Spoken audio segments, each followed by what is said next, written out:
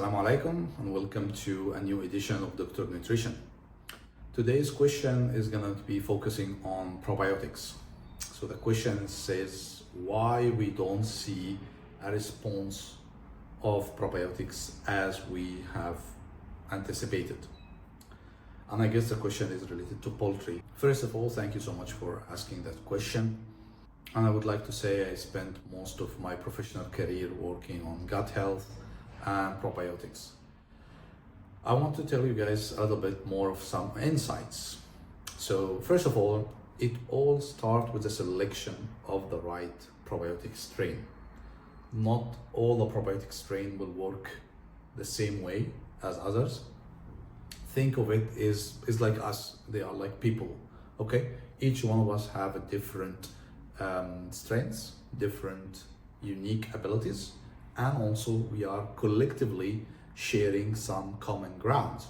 Maybe some of us is coming from one country, some of us have a different culture background, some others have a different culture and experiences.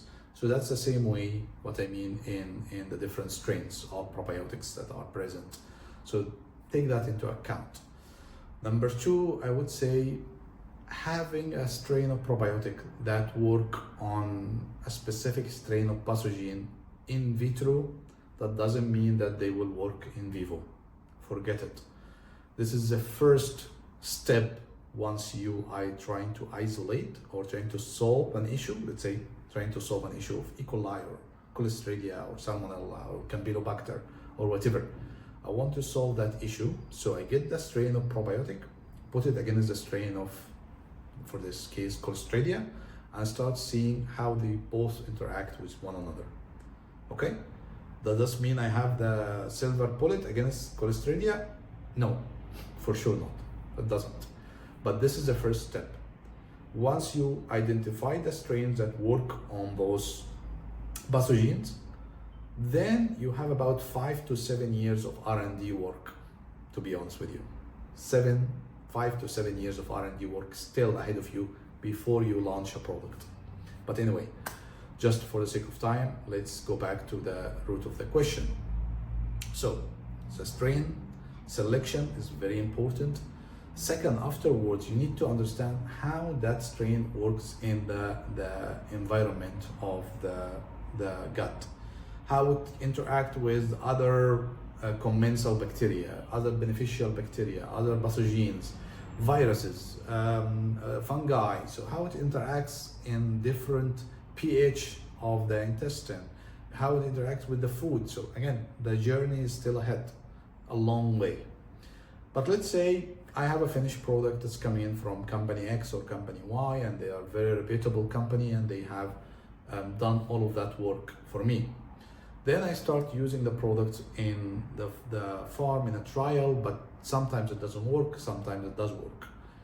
And here I must quote one of my great friends who has been, a very influential part of my progress.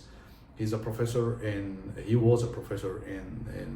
University of Sao Paulo for biostatistics. And he explained it to me like this. You have in biostatistics something called type 2 error. The simplest way that you didn't do an enhanced investigation or a really good investigation to your trial design. What do I mean by this? I'll give you an example. If I have a farm of 10,000 birds and I want to do a trial in those 10,000 birds, so someone will come and say, hey, okay, divided 5,000, 5,000, one control, one treatment. Actually, you will fail. It doesn't matter which kind of product that you will use, you will fail. Why? You will never gonna measure all 5,000 birds. You're never gonna measure the weight of all 5,000 birds, okay? You're never gonna take samples from all 5,000 birds.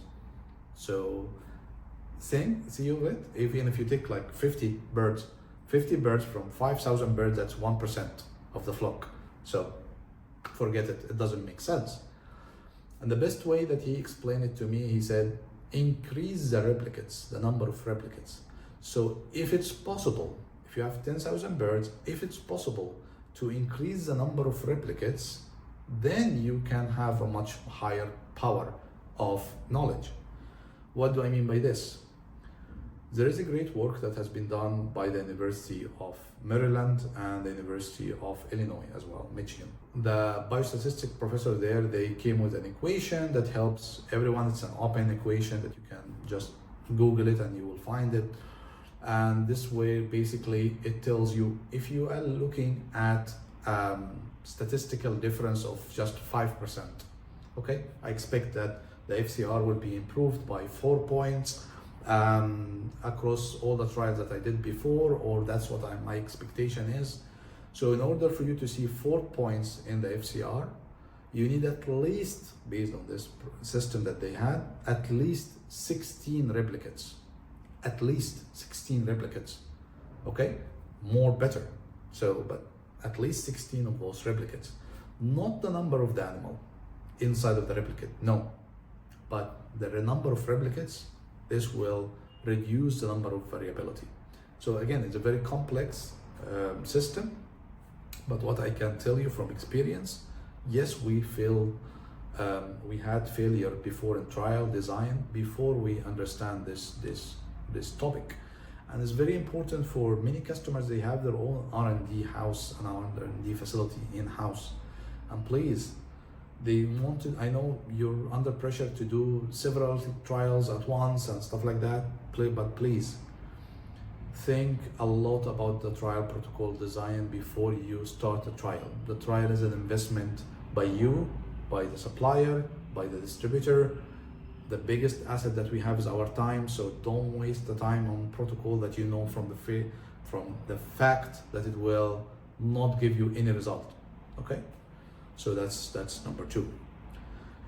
I would say one of the most important thing as well is related that some of the probiotic strains or some of the probiotic companies, producing companies, unfortunately have started to overestimate the power or oversell their probiotic. So probiotic is not a magic powder. It's not gonna cure everything all at once and stuff like that we hear all over the world. No, probiotic is strains of probiotic are selected to work on a specific problem, okay? Don't ask from that strain to work across the board to cure everything. No, it will not, okay? Just blank simple, okay? Lower your expectation when it comes to probiotic. Think about probiotic that is preventive, modulating the immune system, okay? So we are modulating the immune system, and on the other hand side, we are working on that specific problem, okay? So that's my suggestion to everyone, and thank you so much for asking that question. And please feel free to ask all the questions that you need, and I will try to answer them as soon as I can. Thank you.